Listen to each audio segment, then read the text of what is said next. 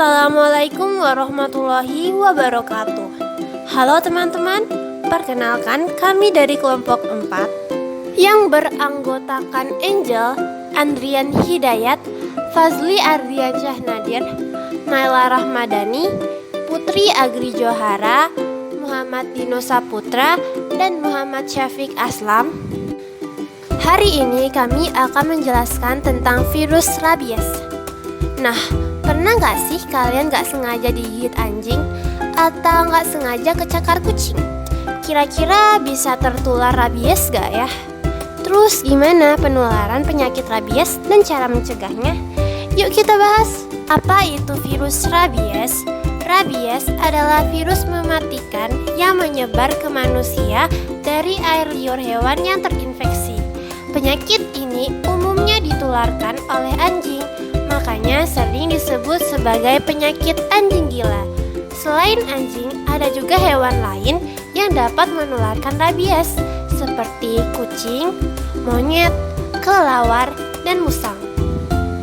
Rabies disebabkan oleh virus Lissa virus dari golongan Rhabdoviridae. Virus ini umumnya masuk ke tubuh manusia melalui cakaran atau gigitan hewan yang terinfeksi virus rabies.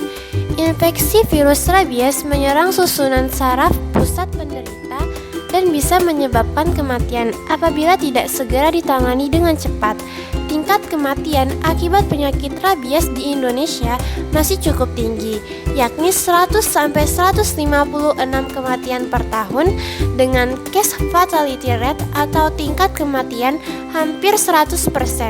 Hal ini menggambarkan bahwa rabies masih menjadi ancaman bagi kesehatan masyarakat. Penyebab virus rabies. Virus rabies ditularkan dari hewan ke manusia melalui gigitan, cakaran, atau air liur yang masuk lewat kulit kita yang terluka, atau bisa juga virusnya masuk lewat mata atau mulut. Masa inkubasi virus rabies dari awal digigit sampai muncul gejala bervariasi, mulai dari 7 hari sampai lebih dari 1 tahun. Rata-rata 1-2 bulan. Ini tergantung dari jumlah virus yang masuk, parahnya luka, dan jauh dekatnya lokasi gigitan ke sistem saraf pusat atau otak. Cara penularan virus rabies. Virus bisa ditularkan melalui air liur hewan rabies dan umumnya masuk ke dalam tubuh melalui infiltrasi air liur yang mengandung virus dari hewan rabies ke dalam goresan, luka, atau gigitan. Dan juga bisa melalui paparan langsung permukaan mukosa ke air liur hewan yang terinfeksi. Virus yang menyebar dari air liur mamalia yang terinfeksi kemudian naik ke otak dan saraf tulang belakang, dan virus tersebut akan menempel pada neuron dan menyebabkan agresi, demam, dan muntah-muntah.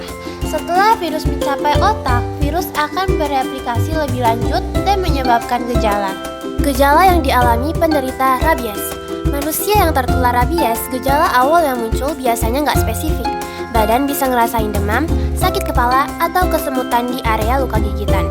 Nah, setelah gejala awal, kondisi bisa semakin memburuk.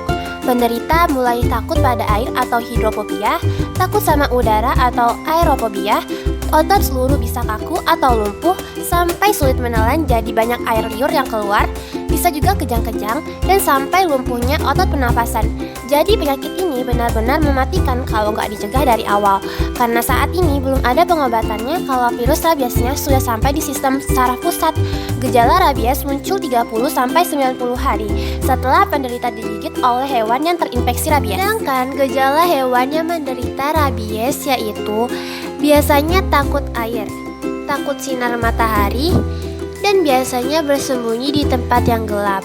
Hewan jadi lebih agresif, keluar air liur berlebihan, kejang-kejang, dan biasanya hewan rabies akan mati 7-10 hari setelah gejala muncul atau setelah dia menggigit. Nah, cara pencegahan yang dapat kita lakukan yaitu hindari kontak dengan hewan liar atau hewan yang menunjukkan gejala rabies, memberikan vaksin rabies pada hewan peliharaan seperti anjing atau kucing, menjalani vaksinasi rabies sebelum berkunjung ke ke wilayah yang sering terjadi penularan rabies dan sebelum melakukan kegiatan yang dapat menyebabkan Anda tertular virus karena pengobatan virus rabies.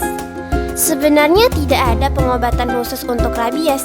Nah, tapi kalau apes nih tiba-tiba terkena gigitan atau tercakar hewan yang dikira terkena rabies, kita dapat melakukan penanganan seperti berikut. 1. Lukanya harus buru-buru dicuci pakai sabun di air mengalir minimal 15 menit supaya lemak yang menyelimuti virus rabies larut dan virus mati. Setelah itu, bisa pakai povidone iodin dan langsung ke fasilitas terdekat untuk dapat penanganan lebih lanjut.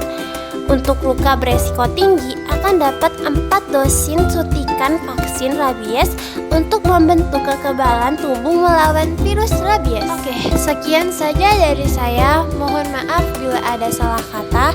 Semoga bisa bermanfaat dan wassalamualaikum warahmatullahi wabarakatuh.